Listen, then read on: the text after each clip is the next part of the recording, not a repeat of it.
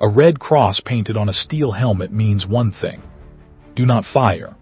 June 6, 1944. A 19-year-old combat medic waits inside a landing craft.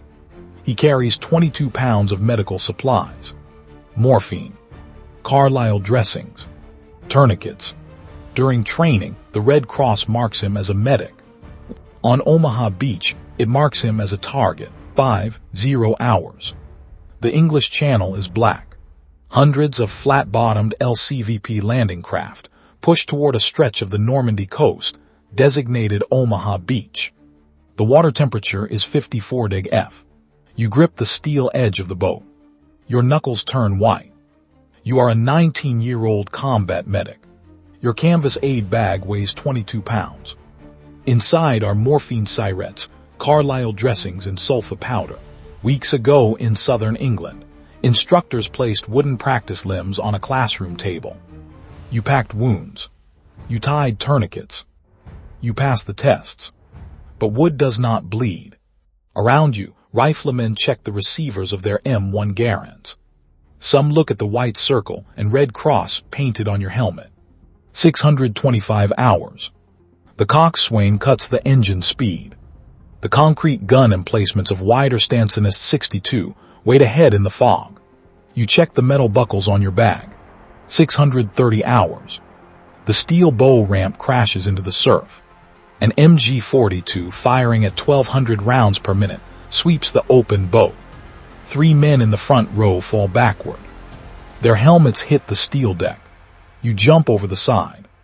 The 54 deg F water reaches your chest. Your canvas aid bag absorbs the salt water.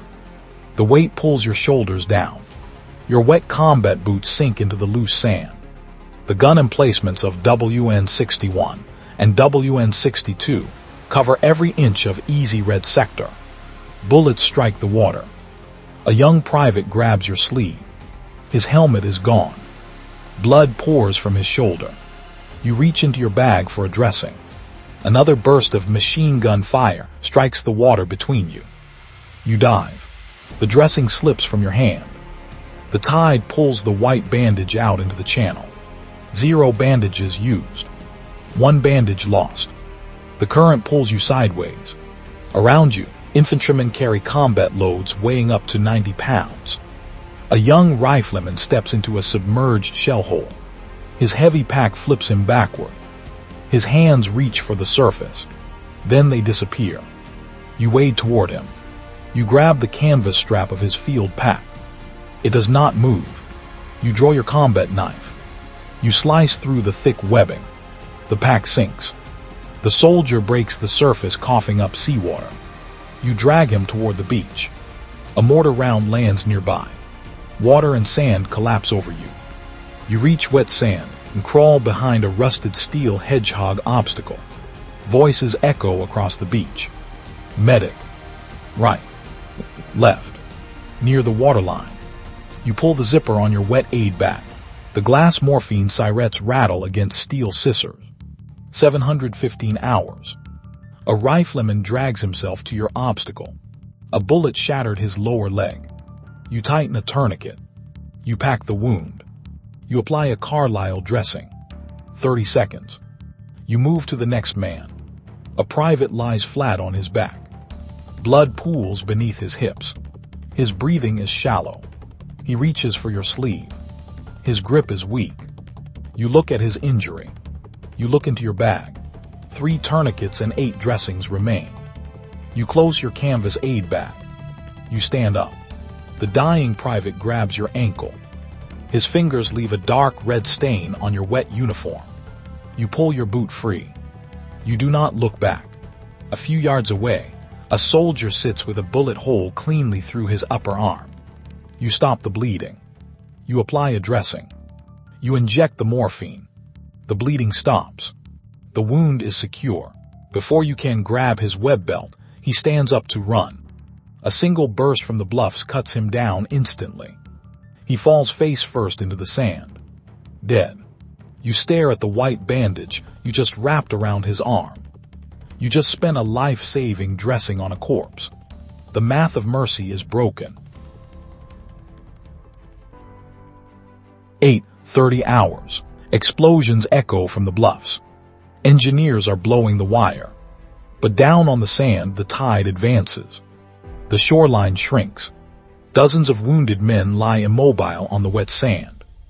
The salt water reaches a rifleman's boots, then his knees. He stops looking at the bluffs. He stares down at the water rising up his chest. You run to him. You grab him under the shoulders. His soaked uniform pulls like lead. You drag him backward.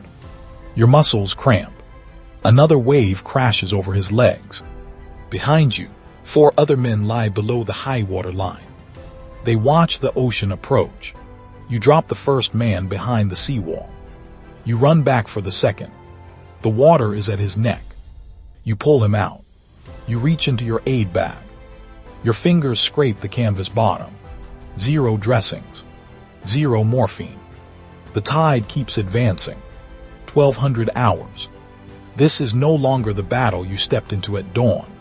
Small groups of American infantry have fought their way beyond the bluffs. German strongpoints still resist in places, but the beachhead is holding. By every military measure, the invasion has survived its hardest morning. From where you're sitting, victory looks different. The smell stays with you. Cordite, diesel fuel, salt water, blood. After a few hours, they become impossible to separate. Your aid bag lies open beside you. A few blood-soaked Carlisle dressings remain. An empty morphine case rattles against the canvas. The bag weighs only a fraction of what it did at 500 hours. It somehow feels heavier. You remove your helmet. Beneath a layer of wet sand, the faded red cross is still visible. This morning it represented hope. Now it feels like a ledger. Not of the men you saved, but of the ones you couldn't. The riflemen who disappeared beneath the surf. The private you left behind after triage. The young soldier whose pulse faded beneath your fingers before you could finish the dressing. No instructor ever warned you that surviving the landing would be only the first test. An officer walks past and looks toward the bluffs. An American flag is already flying over one of the captured positions. "We've got it," he says. From a command post, he's right. From the beach, victory looks different. You see abandoned helmets. Rifles no one will carry again. Dog tags resting beside men who will never wear them home. Thousands of wounded soldiers received the care that gave them a chance to survive. Some fought all the way into Germany. Some returned home to build families. And for the rest of their lives, some remembered the young medic who reached them. On the worst morning they would ever know. Not every man who came ashore that morning carried a rifle. Some carried an aid bag. History needed both.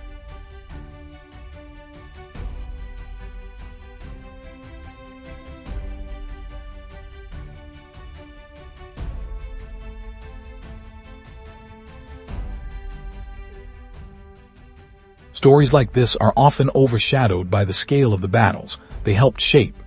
If you'd like to explore more forgotten perspectives from history, consider subscribing to Turning Point History. And let us know in the comments which chapter of history you'd like us to uncover next.